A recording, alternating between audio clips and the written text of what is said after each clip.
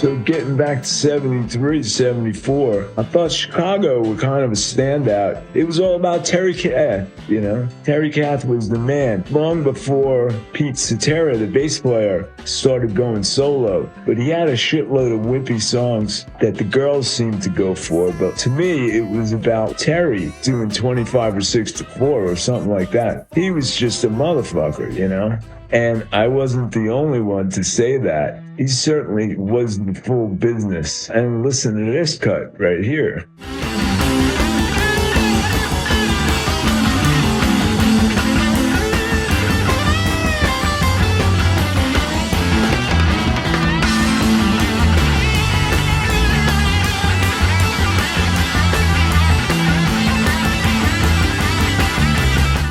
Well, that was amazing.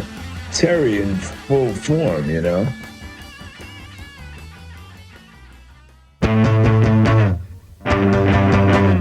You want to hear something crazy? One day I'm looking at Facebook. Here's a full photo of the full band from the gig that I saw. July 14th, 1972 at Nassau Coliseum, which is my younger brother's birthday also. He turned 11 that day. That's my brother's birthday. Crazy. 74, we had Dylan in the band. I ended up going to see Yes doing Tales of Topographic Oceans. No slouching on that gig. Even though Bill Bruford had just left, they got Alan White on drums. Rick Wakeman was there with like one of, you know, his long silver gold cape. So pretentious and over the top. But back then, it wasn't. But like, what a record, what a band, what an adventurous thing.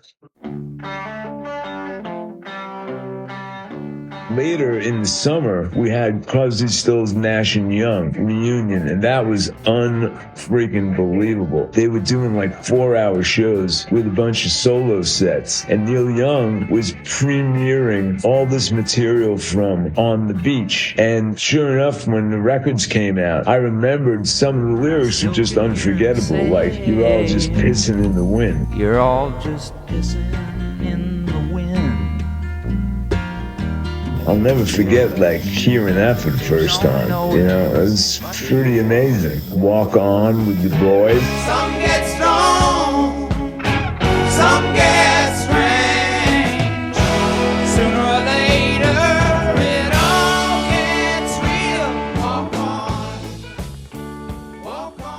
You know, that was pretty great. And CSNY were really a tight unit. Great shows. And then, like a month later, they played this really big gig at the local racetrack called Roosevelt Raceway. Whoa, that was all day. Started at like 10 in the morning. Jesse Colin Young, then the Beach Boys. That was a great period for the Beach Boys when they had Blondie Chaplin and Nicky Fatar. It's 2 South African guys. God, they were hellaciously good. I love that Beach Boys in concert record, and like they're featured on there. And I have a tape of a radio broadcast from Nassau Coliseum. I used to record things on 8-track. That was my medium back then, and I love that tape. I played it like all the time.